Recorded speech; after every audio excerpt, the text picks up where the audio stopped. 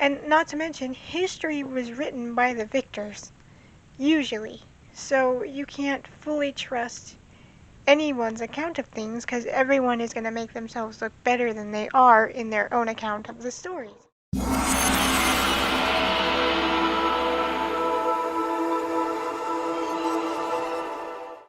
Welcome back once again to another bookish review. Now today the book we're going to be talking about is called The Wager, and this book is more of a documentary style book. It's based on a true story of a ship from the Navy was centered in the 1700s, and it talks about them. So with that being said, let's get into the characters about this book.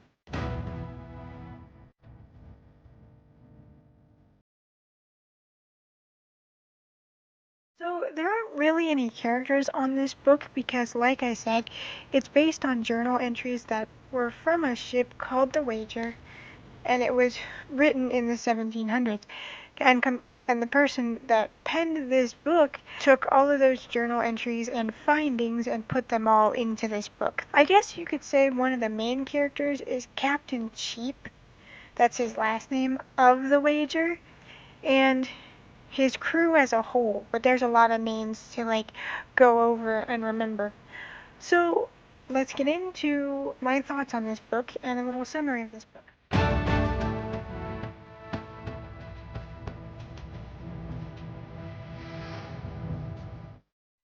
So my thoughts of this book were, at first when I started reading it, it was kind of boring because I've never been one that's been into history. I mean, I know they say if we don't know our history, we're doomed to repeat it, but it's starting to seem like even if we know our history, it gets repeated anyway.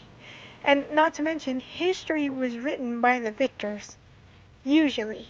So you can't fully trust anyone's account of things because everyone is going to make themselves look better than they are in their own account of the stories.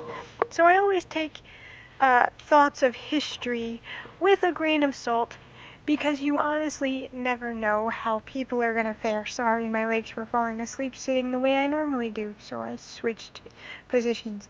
So in this, we follow the ship and its crew members called the Wager in 1740s, where it was a British naval ship.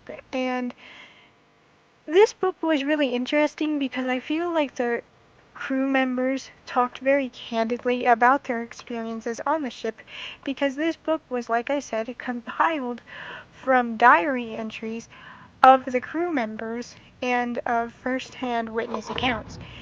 And they said that on the ships, they were considered like their own governing body. Like each ship had the captain, which was like the head of the group, and everybody listened to them and respected them. They were Christian and they held to those beliefs even on the ship. They didn't pillage and plunder and do all that pirates are usually known for in fantasy stories. And if people did pillage and plunder and mutiny, they were executed for it as punishment.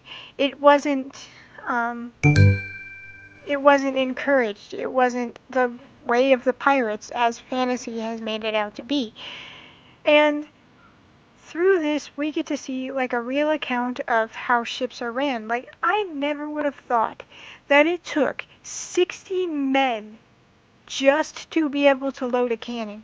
And those cannons were just as dangerous to the people firing them as they were to the people they were firing at, because there was nothing to hold the cannons in place. So the cannon would rocket backwards and was just as liable to run over one of the crewmates that had fired it in the first place. And not to mention, this book made living as a pirate seem so unwanted, so unfun, and so dirty. Like, they talked about how ships would be so crowded that you'd have people strung up with hammocks. They'd be sleeping on tables that would then be turned into operating tables. They'd be sleeping on the floor, literally sleeping anywhere they could fit because there were that many crews on a ship. And also, that had its own dangers because you don't know when the ship's liable to toss because of the waves. So you had people falling from heights out of hammocks, and the fact that they weren't able to get the right nutrients that their body needs, so they developed scurvy because they didn't have like fruits and vegetables to help their body and prevent that. So there was scurvy, there was disease wiping out crew members left and right. And it was not only a struggle on the ship, but it was a struggle outside the ship too, with the weather patterns and like how many people it took just to run a ship. And if so many crew members kept falling, it became harder and harder for the crew to run the ship because they did need that many hands. But then it became a struggle for them to feed themselves because they had so many mouths to feed and their supply of food just kept dwindling. And all through this book, you just see this crew writing about all these struggles that they are going through, and it makes pirating adventures look a lot less fun than it does in games and movies. Although I do like how respectful the crew was, not only to people they did come across, but to each other, to a certain point until things got really dire with their food situation. And it turns out that they're not at all like how pirates are persuaded to be in the movies. And at one point, something that caught my attention was one of the crew members had talked about meeting one of the Indian tribes on their voyage. And while they were marooned on an island after crashing the ship, these Indians would show them how to use every bit of the animal that they hunted. They left nothing behind. They used the bones to craft spears and arrowheads and as strong supports for their boats and their tents. They used the hides as clothing and covering for their tents. They used even down to the seal fat to use as insulation against the cold. And one of the things that the government had to do to justify like taking over the Indians was to call them cannibals and say that they resorted to that as a way to attack the Indians. And I was like, wow, that's cold. That's cold and that's crazy. And these are real accounts from these like naval ship runners that they journaled about. And after they were marooned, the irony of it is some of the men on the ship had to resort to cannibalism in order to save themselves from starvation. Even at one point considering offing one of their alive crewmates to feed themselves. While sitting there hearing their own country call the Indians cannibals, they're resorting to it themselves just to survive because they are that low on food, and what little food they do have is rotted and molted beyond safe consumption. And it's like, it's kind of eye-opening in a way, in more than one way, because it doesn't feel like this is a moment where they were trying to make themselves look good, in any sense of the word. Like, they were candid and they said, no, these events happened and this happened to us and this is why. They weren't trying to sugarcoat it or make themselves look like the heroes of adventure. They were real. They said, we are screwed. This is what we had to resort to. We even watched our own captain kill an innocent man because he thought he was responsible for a mutiny. He didn't do anything but walk up, put a gun to his head, and pop. Didn't question anything. Didn't ask questions. Didn't let anybody stop him. Just innocent man shot dead because the captain thought he was starting a mutiny. And it's just like, even after they get home, stuff still goes bad for them because they have to answer for everything they did on the voyage. And it's like, these guys can't catch a break. These guys cannot catch a break. But it felt very real and honest in what it had to say and how they said it. It didn't feel like, oh, we're gonna make ourselves like these hero pirates of adventure and fantasy. No, it was real. They were like, no, this was a bad situation, and we probably didn't handle it the best. And I think that's where it started to get interesting, was there were facts in it that I never would have thought were facts, and like how real they discussed their dilemma and the problems with their ship.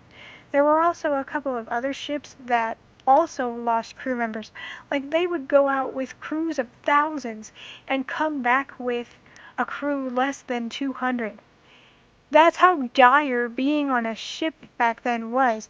And even and people still did it because they wanted to spread to different lands and find ways to cultivate things. And it's just sad to like read. If you're someone who's not good with like body horror or cannibalism or talk about indigenous people and their cultures or things like that, this book probably isn't for you, because it's all about this poor crew of this ship just struggling through it all, and then still struggling once they finally do manage to get home. Well, the little bit of crew members that did make it home.